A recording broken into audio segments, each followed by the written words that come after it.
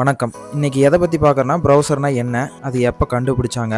அது அந்த ப்ரௌசரோட பயன் என்ன? அப்படிங்கிறத பத்தி நாம இத பார்க்குறோம். டீட்டெயிலா பார்க்குறோம். ப்ரௌசர்னா வேற ஒண்ணும் இல்லைங்க. அது ஒரு சாஃப்ட்வேர் தான். அந்த சாஃப்ட்வேர் யூஸ் பண்ணி நம்ம ஃபோன்லயும் ப்ரௌசர் அக்சஸ் பண்ணிக்கலாம்.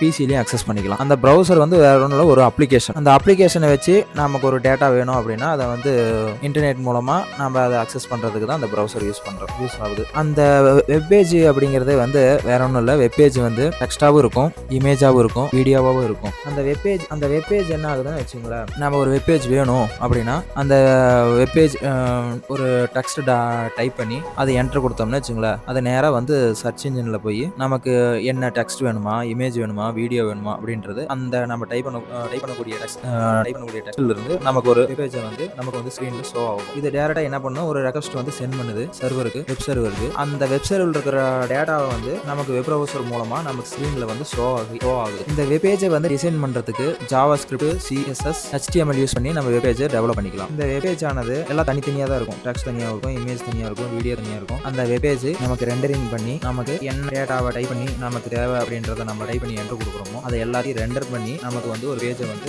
விசுவல் ஸ்க்ரீன்ல ஷோ பண்ணும். என்னென்ன ப்ரௌசர் இருக்கு அப்படின்னு பார்த்தோம்னா, ப்ரௌசர் நிறைய இருக்குது. அதில் அதிகபட்சம் நம்ம யூஸ் பண்ணக்கூடியது வந்து பார்த்தோம்னா Mozilla browser, Google chrome use பண்றோம், ஆப்பிள் சஃபாரி, இன்டர்நெட் எக்ஸ்ப்ளோரர் அப்படிங்கிறது வந்து 2017 வரலும் யூஸ் பண்ணிட்டு இருந்தோம். இப்போ மைக்ரோசாஃப்ட் எட்ஜ் வந்துச்சு. இப்போ ரீசெண்டாக யூஸ் பண்ணிட்டு இருக்கிறதெல்லாம் மைக்ரோசாஃப்ட் எட்ஜ் தான் யூஸ் பண்ணிட்டு இருக்கிறோம். இந்த ப்ரௌசர் வந்து 1990 வந்து வேர்ல்டு வைடா அக்சஸ் பண்றதுக்கு வேர்ல்டு வைட் அப்படின்ற ஒரு இதை கண்டுபிடிக்கிறாங்க. அது அடுத்த வருஷம் 1991 ஒரு ப்ரோக்ராமிங் மூலமா டெக்ஸ்ட் யூஸ் பண்ணி ஒரு பேஜை டிசைன் பண்றாங்க. பேஜை டிசைன் பண்ணி அதை இன்டர்நெட்ல பப்ளிஷ் பண்றாங்க. அது 1993 பார்த்தோம்னா மொசைக் அப்படின்ற ஒரு ப்ரௌசரை வந்து டிசைன் பண்றாங்க. 1994 நெட்ஸ்கேப் நேவிகேஷன் அப்படின்ற கிராஃபிக்கல் ப்ரௌசரை வந்து டெவலப் பண்ணி அதை வந்து மார்க்கெட்ல பப்ளிஷ் பண்றாங்க. அது 1995 வரலுமே நம்ம வேர்ல்டு வைடு வந்து யூஸ் பண்ணிட்டு இருந்தாங்க. 1995 தான் வந்து மைக்ரோசாஃப்ட் வந்து இன்டர்நெட் எக்ஸ்ப்ளோரர் அப்படின்ற ஒரு ப்ரௌசரை வந்து டெவலப் பண்ணி பப்ளிஷ் பண்றாங்க. அது வந்து 2000 வரலும் நம்ம எல்லாம் யூஸ் பண்ணிட்டு இருந்தாங்க. அடுத்து 2000க்கு மேல பார்த்தோம்னா வச்சுங்களேன், அதுக்கப்புறம் தான் ஒபேரோ அப்புறம் இன்டர்நெட் எக்ஸ்ப்ளோரர்லயே என்னென்ன அட்வான்ஸ் பண்ண முடியுமோ அதெல்லாம் அட்வான்ஸ் பண்ணாங்க. ஒரு 2008 இருந்து கூகுள் ரோம் வந்தது, மைக்ரோசாஃப்ட் எட்ஜ் வந்தது. 2017-18க்கு அப்புறம் தான் எட்ஜ் வந்தது, ஆப்பிள் சஃபாரி வந்தது. இதுல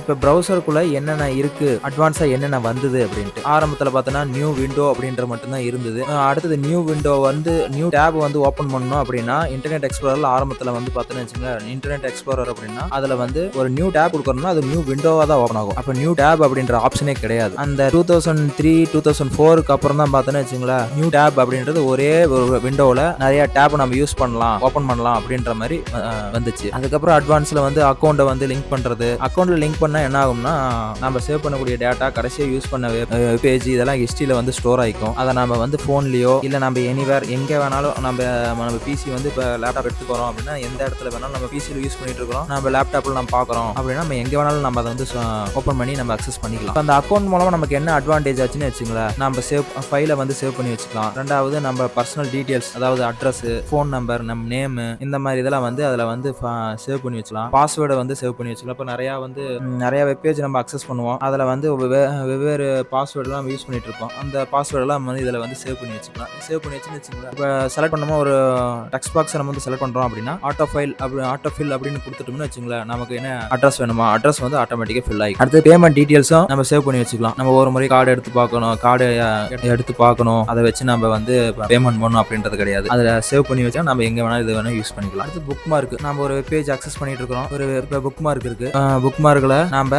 புக் மார்க் சேவ் பண்ணி வச்சுக்கலாம். ரெண்டாவது மொபைலில் நம்ம என்னென்ன அக்சஸ் பண்ணோம் அதில் நம்ம சேவ் பண்ணோம். மொபைலுக்கு தனித்தனியாக நம்ம வந்து தனித்தனி டேப் கொடுத்து அதில் நம்ம வந்து சேவ் பண்ணி வச்சுக்கலாம் புக் மார்க்கை. நம்ம இந்த புக் மார்க்குங்கிறது நம்ம எப்போ வேணாலும் கழிச்சு நம்ம எடுத்து யூஸ் பண்ணிக்கலாம். இப்போ எக்ஸ்டென்ஷன் அப்படின்ற ஒரு கிட்டத்தட்ட பார்த்தோன்னா வச்சுக்கோங்க, ஒரு 5-6 வருஷமா தான் இந்த எக்ஸ்டென்ஷன் அப்படின்ற ஒரு கான்செப்ட் வந்தது. இந்த எக்ஸ்டென்ஷன் அப்படின்னா வேற ஒன்றும் இல்லை, நம்ம அதையெல்லாம் பார்த்தோன்னா வச்சுக்கோங்க, ஒரு PDF டவுன்லோட் பண்ணுறோம் அப்படின்னா அந்த PDF டவுன்லோட் பண்ணி எக்ஸ்டர்னல் சாஃப்ட்வேர்ல தான் நம்ம அக்சஸ் பண்ற மாதிரி இருக்கும். இப்போ இதை ரீசெண்டாக என்ன பண்ணாங்க, 2017-16க்கு அப்புறம் அந்த எக்ஸ்டென்ஷன் அப்படின்ற கான்செப்ட் கொண்டு வந்தாங்க. அந்த எக்ஸ்டென்ஷன் கான்செப்ட் என்ன ஆச்சு அப்படின்னா, ப்ரௌசர்லயே நம்ம வெப் ஸ்டோர்ல இருந்து நம்ம வந்து அந்த எக்ஸ்டென்ஷன் டவுன்லோட் பண்ணி இன்ஸ்டால் பண்ணிட்டோம்னா ஒரு PDF நம்ம அக்சஸ் பண்றோம் அப்படின்னா டைரக்டா அந்த PDF வியூ பண்ணி பார்த்துக்கலாம் ப்ரௌசர்லயே. நம்ம அதை டவுன்லோட் பண்ணி எக்ஸ்டர்னல் சாஃப்ட்வேர் மூலமா நம்ம வியூ பண்ணி பார்க்கணும் அப்படின்றது தேவையில்லை.